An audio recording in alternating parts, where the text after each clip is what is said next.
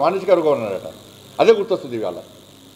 మీరు నన్ను తిట్టడం కాదు, నాకు కౌంటర్ చేయడం కాదు, నా మీద రౌండ్ టేబుల్ సమావేశం పెట్టడం కాదు. ఇప్పటికైనా మీరు ఆలోచించండి, ఆత్మ విమర్శ చేసుకోండి.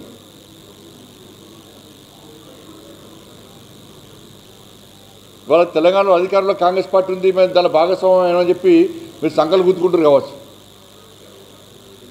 కానీ ఇవాళ తెలంగాణ రాష్ట్రంలో ప్రజలు వాస్తవాల నుంచి ఎస్ భారతీయ జనతా పార్టీ చెప్పింది కరెక్టే, అమిత్ షా గారు తీసుకున్న చర్యలు కరెక్టే, దేశం మారింది, దేశ పరిస్థితులు మారినాయి, దేశం అభివృద్ధి చెందుతుంది, అభివృద్ధి ఇంకా చెందడానికి ముందుకు వస్తున్నారు, ఒక లక్ష్యాన్ని ఎంచుకున్నారు, వాళ్ళ లక్ష్యం ఇది అని చెప్పి జంగల్లో ఉన్న వాళ్ళు గుర్తించినట్టే అర్బన్ నక్సల్స్ కూడా గుర్తించాల్సిందిగా నేను వాళ్ళకి అప్పీల్ చేస్తా ఉన్నాను.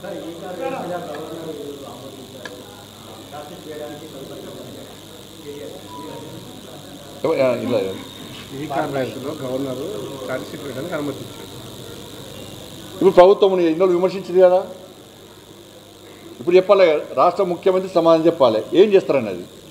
ఇన్ని రోజులు గవర్నర్ ఆమోదం పర్మిషన్ ఇవ్వద్దనే కాంగ్రెస్ పార్టీ కోరుకున్నది. ఎందుకంటే బీజేపీని బదనాం చేయాలి, ఎందుకంటే వాళ్ళ మధ్యలో ఉన్నాయి కదా, దోస్తాను ఉంది కదా.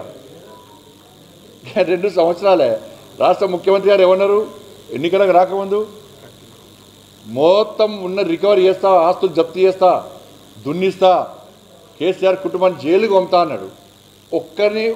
కనీసం జైలు కాదు, కనీసం వాళ్ళు ముట్టుకున్నటువంటి పాపన పోలే.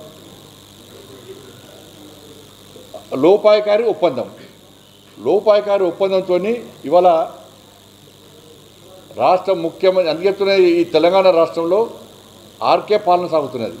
ఆర్కే రేవంత్ రెడ్డి కేటీఆర్ పాలన కొనసాగుతున్నది.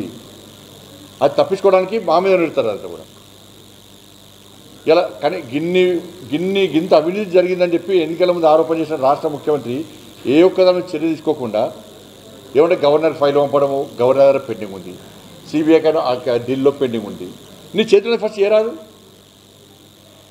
ఇక కేసీఆర్ బీఆర్ఎస్ గవర్నమెంట్లో అవినీతి ఏం జరగలేదంటే ఒప్పుకుంటారు వీళ్ళ తల్లి.